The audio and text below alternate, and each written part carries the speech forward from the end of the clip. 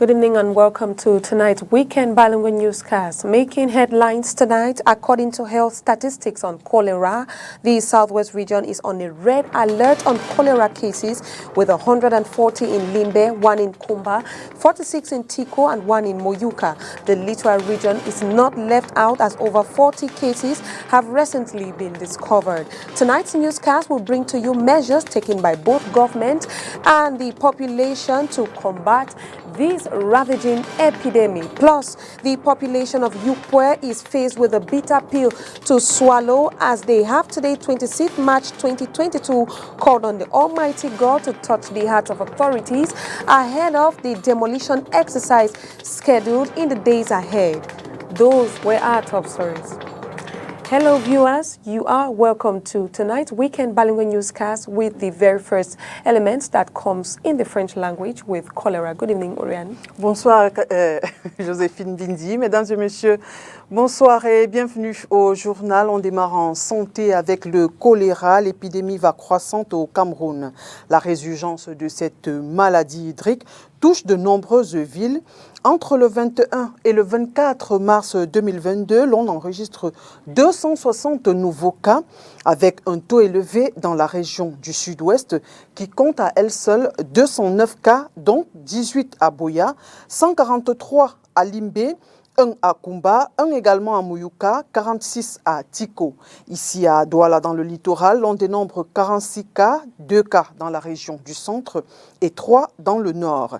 Les statistiques générales font état de 69 décès et on compte depuis le 29 octobre 2021 2567 cas de choléra. Et puisqu'on parle de cette maladie, suivons sa présentation dans ce reportage de Inès Panga. L'eau est au centre de cette pathologie. Les gestes barrières qui s'appliquent au choléra ont tous un lien avec ce liquide. Entre autres, le lavage des mains et la consommation de l'eau potable. Tout repose déjà sur les mesures d'hygiène de base. C'est laver les mains avant et après les selles, c'est laver les mains avant le repas, c'est laver les mains après avoir été en contact avec toute personne. C'est-à-dire vous avez salué quelqu'un, déjà qu'aujourd'hui avec le corona on se salue moins peut-être, même comme dans les quartiers, cela ne se respecte pas. Ça, c'est la première chose. Après le lavage des mains, bien laver les aliments quand nous consommons crus, notamment les fruits, dont nous ne connaissons pas l'origine, les légumes, et maintenant consommer de l'eau potable. Une eau de mauvaise qualité qui peut être rendue consommable avec l'application de certaines techniques pratiques. Disons de l'eau déjà qui nous vient de la Société des eaux, mais ou alors, si nous n'avons pas la possibilité d'avoir cette eau, on peut avoir notre filtre à la maison que nous devons bien entretenir. Et là également, il faudrait une éducation, comment entretenir un filtre. Maintenant, il existe d'autres techniques, c'est-à-dire on peut par exemple mettre l'eau à la chaleur, la battre pour la réoxygéner et avoir de l'eau potable. De même, les manifestations de la maladie aboutissent à terme à une déshydratation de l'individu. Cela passe par des vomissements et des diarrhées fortes. Par conséquent, la réhydratation est au centre du traitement. Le traitement du choléra repose déjà sur la réhydratation d'abord. C'est-à-dire, puisque c'est une maladie qui déshydrate, c'est-à-dire vous faites la diarrhée, vous déshydratez, donc il faut d'abord réhydrater le malade. La réhydratation se fait par voie orale, c'est-à-dire avec l'essai de réhydratation orale de l'eau. Maintenant, par voie parentérale, on perfuse le malade pour remplacer les pertes hydriques. En rappel, le choléra est une maladie diarrhéique épidémique strictement humaine due à des bactéries. Après la consommation d'une eau ou d'un aliment contaminé, les vibrions, une fois dans l'intestin, sécrètent des toxines, principales responsables de la déshydratation qui caractérise la pathologie. As the days go by, cholera is slowly marking its presence throughout the national triangle, with strict hygienic measures highly concerned. Fruit sellers here in the economic capital, Douala. Reports by Oni Ladonet.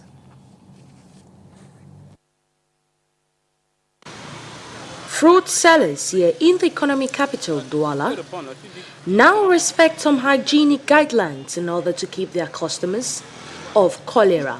Pour éviter, quand j'achète les fruits, j'ai plus de l'eau, j'utilise les quelques gouttes de When I javel. buy fruits, I wash them with clean water, mixed with a drop of bleach. J'utilise aussi l'eau I pour make laver sure I les mains wash my régulièrement hands afin de before se serving. désinfecter. S'il y a choléra ou pas, voici ce que je fais d'habitude pour mes fruits. Je puise de l'eau avec un With torchon or without et dans cholera, l'eau pour I wash my laver fruits properly in ces clean fruits. water. Je mixed with a verse drop of quelques bleach. gouttes d'eau de I javel wash à and rinse l'intérieur. them, Je lave mes then fruits wipe très with a bien. clean towel. Je verse la première eau. La deuxième eau maintenant, je rince mes fruits avant de les exposer. Quand je Ensuring the environment in which these fruits are purchased is clean is of utmost importance. Déjà, pour rendre mes fruits propres, je me rassure tout d'abord de l'endroit où je les achète. Et le grossiste I chez make qui je sure prends, I je me buy my rassure qu'il ne fruits vend from pas a dans clean la environment. saleté. The Et après wholesaler avoir should acheté mes not fruits, sell je in a rentre à la- dirty je area. rentre, je les lave, je After prends la disposition de bien buying, les I laver, go back home and wash the nettoyer le fruits, couteau, knife, aussi le and plateau. tray. The resurgence of the cholera epidemic in Cameroon is a wake-up call for all to adopt healthy and clean habits. Parlons société à présent, déguerpissement à Yopoué, les populations s'en remettent au Seigneur. Le port autonome de Douala, dans sa politique de sécurisation de son espace, annonce le déguerpissement des populations de ce quartier, à cheval entre l'arrondissement de Douala 1er et Douala 2e. Afin que le Seigneur touche le cœur des autorités et celle du port, les populations et les autorités religieuses de cette zone ont fait ce jour une prière commune. Ils sont sortis par milliers, les habitants de Yopoué, pour élever leur prière au très haut. Yopoué, c'est près de 180 000 personnes installées depuis environ 40 ans. En rappel, ces populations avaient été recasées suite aux casses du marché de Besséké, situé dans la zone portuaire, c'était dans les années 80. Je vous propose à présent d'écouter quelques habitants et autorités religieuses à la suite de cette prière commune. Aujourd'hui encore, pour trouver le cœur de ceux qui veulent arracher nous et nous faire plutôt les sites fonciers personnels. Amen. Des pauvres créatures, nous nous retrouvons rassemblés en ce lieu aujourd'hui parce que nous sommes en détresse. Nous crions vers toi, Seigneur. Nous reconnaissons que nous sommes des pécheurs, mais si toi qui ne sauves pas, qui nous sauvera? Nous te supplions, toi le Dieu de David, qui a combattu contre Jacob. Nous sommes les David et les Jacob arrivent. Nous te supplions, Seigneur, combat pour nous, parce que c'est toi qui combats les combats visibles et les combats invisibles. Nous croyons en toi, nous croyons en ta puissance, parce que c'est toi qui as tout créé. Nous te remettons nos familles, nos vies. Nous te remettons nos maisons qui sont en train d'être détruites. Seigneur, ne nous laisse pas dehors. S'il te plaît, pardonne nos péchés et agis au nom de ton Fils Jésus-Christ. Amen. Nous sommes des croyants et nous pensons que tout ce qu'il y a là, c'est Dieu. Et rien n'est impossible à Dieu. Et c'est pour ça que nous supplions Dieu de nous aider pour résoudre ce problème, qu'il intercède et qu'il intervienne. Et qu'il assouplisse les positions des autorités camerounaises. Je ne pense pas que ces autorités veulent le désordre à Douala et à Yopoué. Je parle du président de la République et de son premier ministre et de ses ministres. Le désordre que le port veut créer là, c'est un désordre. Vous allez détruire plus de 5 000 immeubles pour déloger les gens, alors que vous avez plus de 300 hectares de terrain qui sont libres, qui n'ont pas besoin. Les gens ont investi ici pour mettre ce terrain en valeur. Demandez-moi, je vous donne.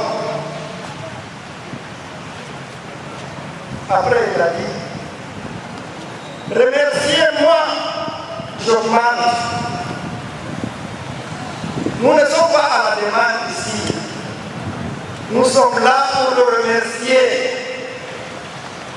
Et soyez certains, nous allons voir sa grâce. Nous allons voir ce qu'il va faire pour nous.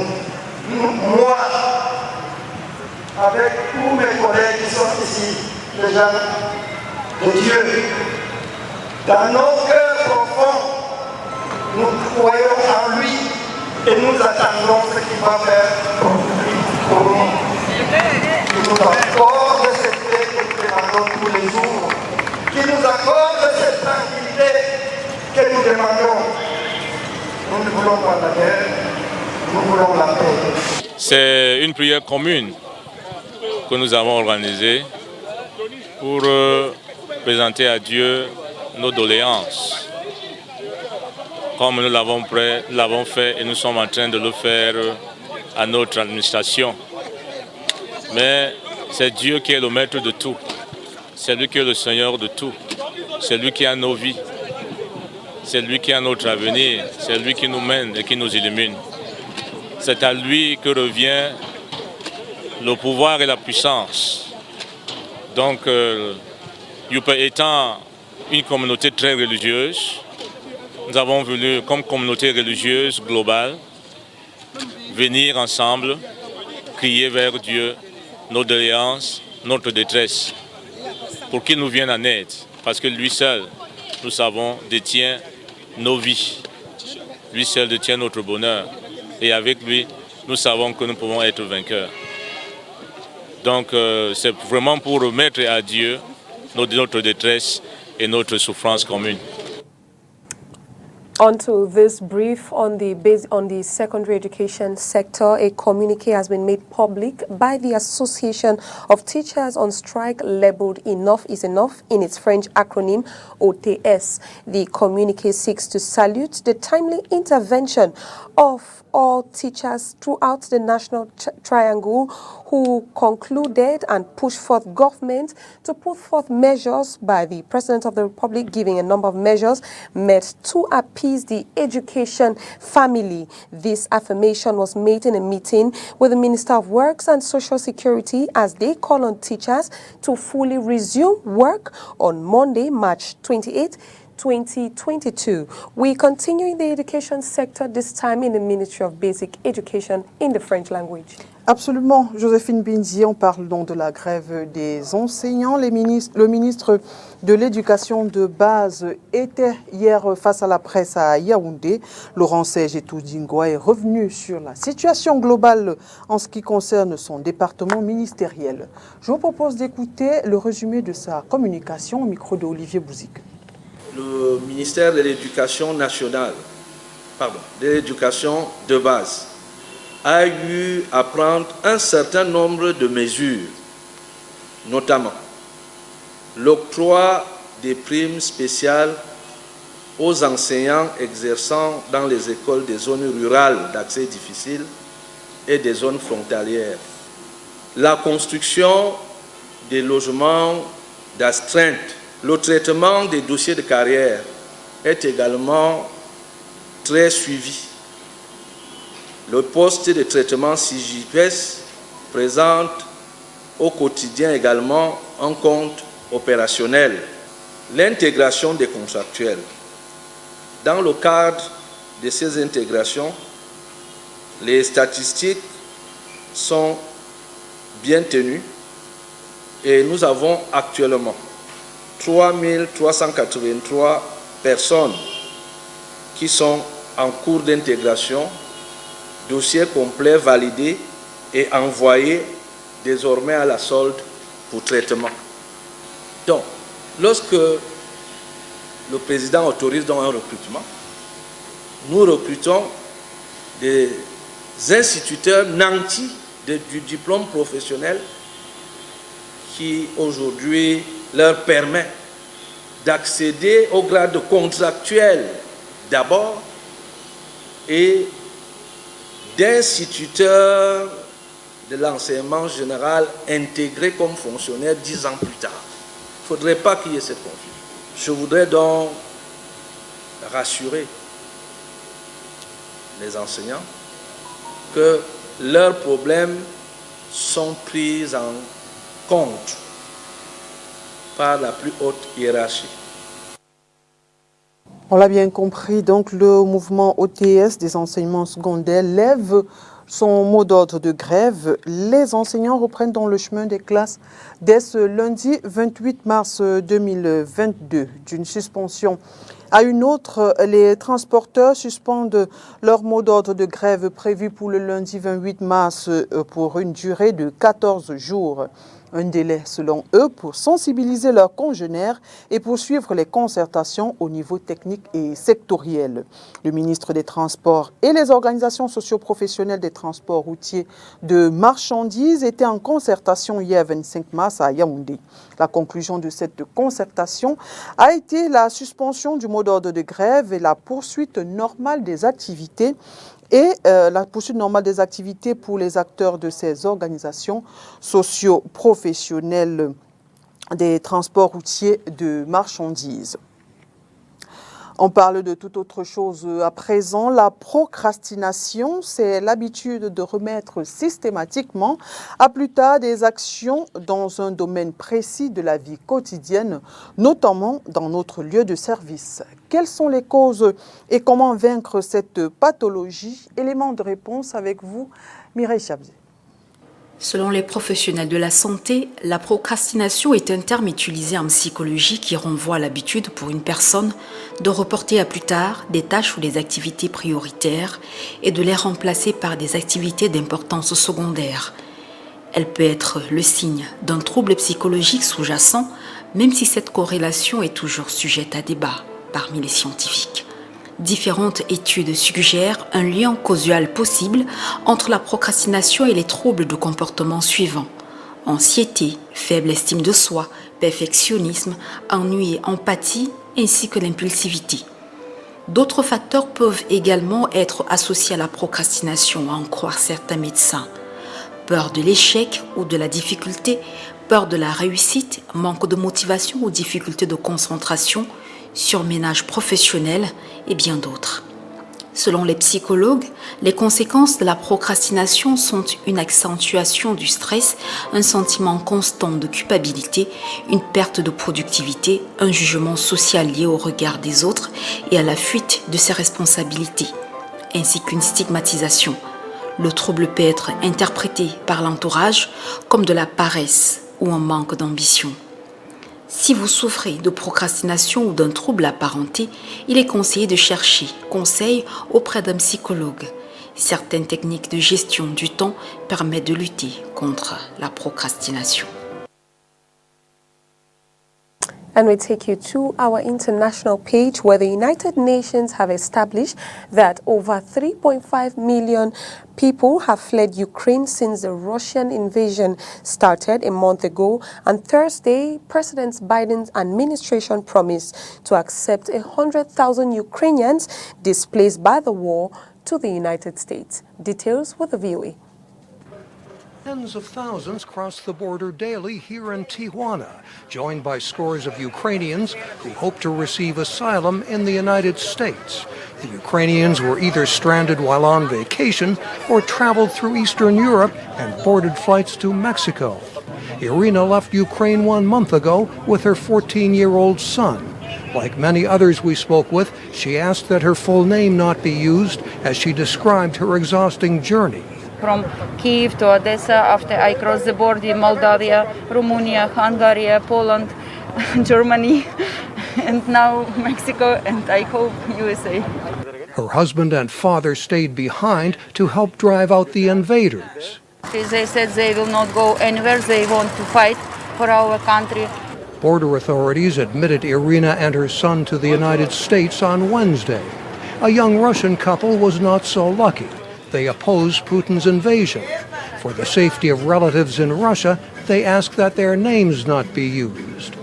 We're happy for our Ukrainian friends who are let in, but we also need help. Getting into Mexico was not difficult for either Ukrainians or Russians, a Tijuana official says. It's very easy to take the airplane to Mexico and enter to Mexico like a tourist. It's very easy for European people. For many Ukrainians, getting into the United States has not been difficult. For others without a U.S. visa, it's a different matter. An American volunteer who is helping displaced Ukrainians also worries about the Russians.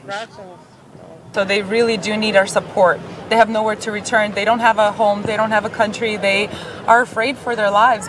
The Ukrainians receive reports from friends at home and are alarmed at the destruction in many cities.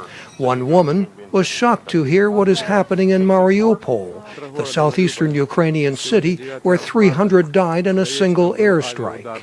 Churches, houses, shops, shopping malls, hospitals, everything destroyed. Authorities in the Black Sea port of Odessa, the home of a woman named Maria, say Russians have shelled houses. So far, her family is safe. My mom is still in Odessa, and I have a grandma in Odessa too, and my aunt, almost all my relatives. I think a little bit more and I would cry, and really, because I'm so sad about Ukraine. I'm so sad about Ukraine. For many Ukrainians, a warm welcome after a wait north of the border. For these Russians, returning to Tijuana after another discouraging day. Ukrainians welcome news from Washington that 100,000 Ukrainians can enter as refugees and hope the number will go higher. I think it's very good. It's 100,000, and you can more. But thanks for it. Thanks. These Ukrainians say they hope to return to their homes and families after the invaders have been driven from their country. Mike O'Sullivan, VOA News, at the U.S.-Mexico border.